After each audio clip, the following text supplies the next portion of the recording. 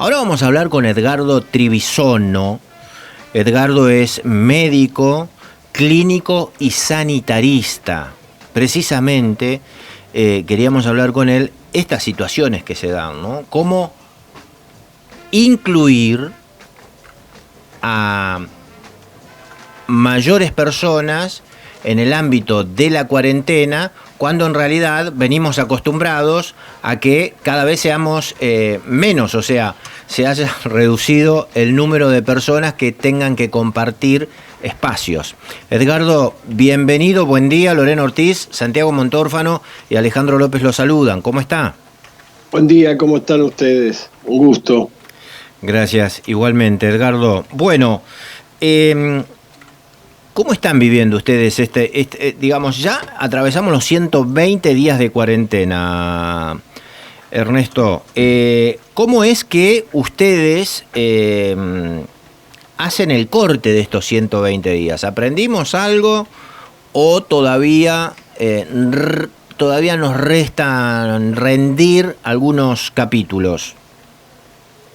Bueno, como bien vos decís, en realidad estamos llegando ahora al 17 a 120 días. Recordemos que hace 15 días atrás el AMBA, tanto ciudad como conurbano, que forman un conglomerado de 14 millones de personas, estábamos en la etapa 3, en la fase 3, y como se había acelerado la curva de casos y eso podía hacer peligrar o colapsar las terapias intensivas, se decidió volver a la fase 1, en la cual se hizo una cuarentena estricta, no como la primera vez del 20 de marzo, pero sí cortando la mayor circulación, que sí con el transporte público, sobre todo entre conurbano y la ciudad, porque todos sabemos que el virus circula con nosotros y a mayor circulación de personas, mayor posibilidad de contagios. En estos momentos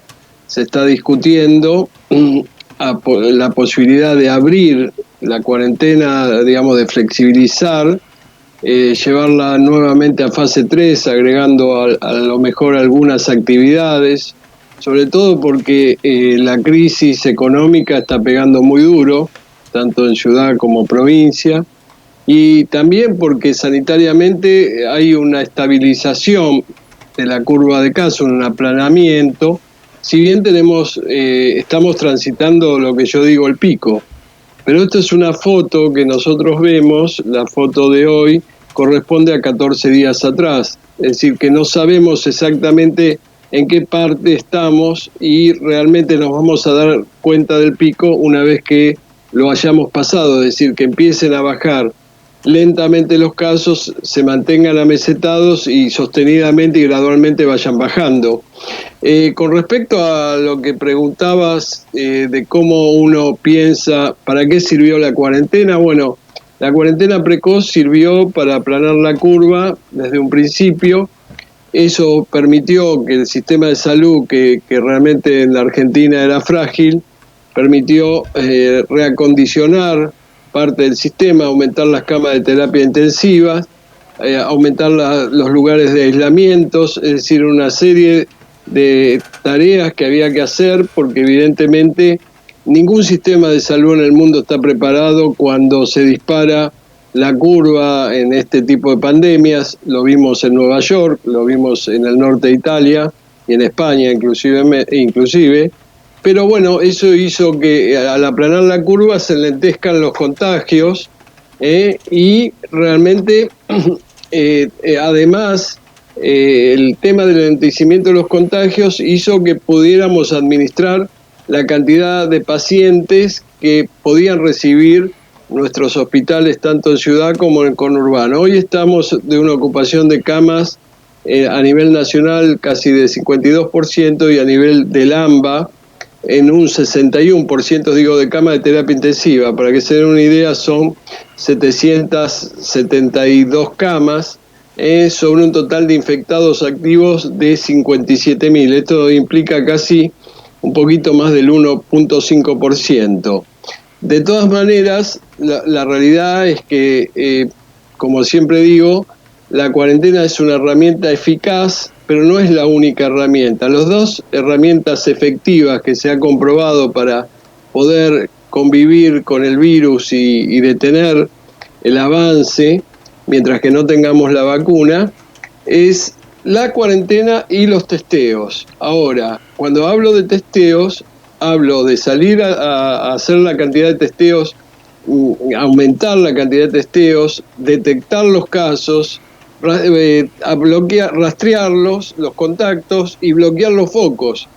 Porque si no cortamos la cadena de contagios, evidentemente las cuarentenas, no podemos vivir en cuarentena eterna hasta que salga la vacuna, porque eso implica los efectos colaterales de la cuarentena. Hay mucha gente que no solo está sufriéndolo con problemas psicológicos, los problemas sociales que ha traído y los problemas económicos.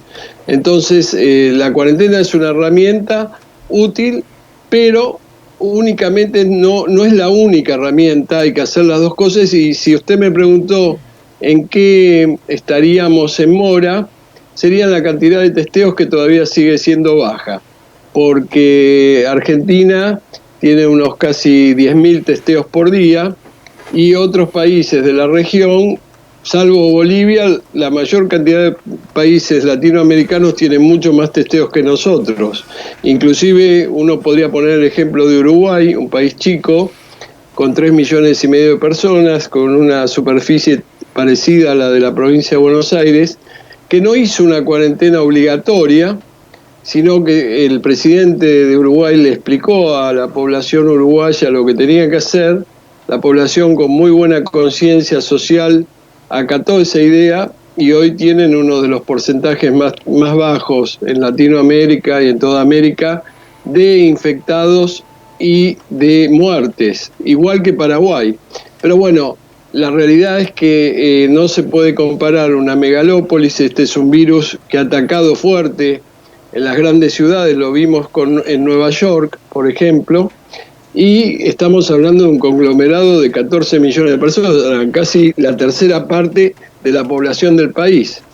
Así que me parece que, si bien en los 3 meses y la oportunidad que tuvimos de mirar lo que pasaba en el norte, en el hemisferio norte, realmente se atacó el fortalecimiento hospitalario, la cantidad de respiradores, de camas de terapia intensiva, pero no se dejó de lado y no se pensó en lo que llamamos la estrategia de atención primaria de la salud, que tiene que ver con la salud comunitaria y que tiene que ver con esto que yo les digo, que después se implementó, que es el plan Detectar, que para mi gusto se implementó un poco tarde, y empezó en los barrios vulnerables de la ciudad de Buenos Aires. Es decir, que hoy después se fue trasladando a otros barrios, y también en la provincia de Buenos Aires, que se sabía que había 1.800 barrios vulnerables, realmente se comenzó un poco tarde, y yo creo que la secuencia epidemiológica de la provincia de Buenos Aires va 15 días atrasados con la ciudad de Buenos Aires. Ernesto, el escaso número de testeos, ¿es una cuestión de mala prensa o realmente nos tiene que llevar a concluir de que podemos estar ante mayores casos positivos? A ver, cuando uno, digamos, seguramente los 107.000, más de 107.000 casos que se han detectado no son los reales, como pasa en todos los países. Ahí se puede multiplicar, hay quien dice por 10, por 12, por 8, por 5, pero seguramente hay mucho más cantidad de casos que los que se detectan. Cuanto uno más testea, inclusive por el tema de los asintomáticos que se pueden contagiar, usted tiene mejor una geografía de dónde está parado, y realmente me parece que no se tomó en cuenta, digamos, primero porque se acuerda de que se había centralizado todo en el Malbrán. Después llevó todo un proceso a empezar a descentralizar, y hoy hay más de 120 laboratorios en todo el país, pero aún así sigue siendo cuello de botella. Hay resultados que tardan 4 o 5 días, y eso realmente habría que, digamos, aumentar y facilitar de que ese cuello de botella, así como en su momento fue el Malbrán, ahora son los distintos laboratorios. Y recordemos que, bueno, que se había dicho de que hay test de producción nacional, que íbamos a tener 100.000 por semana, y realmente todavía eso no está. Entonces, ni pudimos comprar los test, si bien se dice que hay test suficientes, pero no se está haciendo la cantidad suficiente de test, y además, no solo no se está haciendo la cantidad suficiente de test, sino usted tiene que tener equipos muy fortalecidos de salud comunitaria para salir a buscar, detectar los casos en forma activa. Por ejemplo, la provincia de Buenos Aires tendría que tener por lo menos por cada partido del conurbano unos 40 móviles sanitarios recorriendo los barrios para hacer test y detectar, porque la secretaria de Salud a nivel nacional, Carla Bisotti, dijo de forma mal comunicada, cualquier resfrío hoy puede ser coronavirus, hasta que no se demuestre lo contrario. Y eso, obviamente, cualquier persona que tenga un síntoma de resfrío va a querer testearse, y posiblemente hay gente que tiene muy pocos síntomas y es COVID positivo. Ernesto, muchísimas gracias, que tenga un buen día. No, al contrario, que sigan muy bien ustedes. Adiós, que siga bien. Gracias. Era Ernesto Edgardo Trivisono, médico clínico sanitarista, aquí en La Primera Mañana.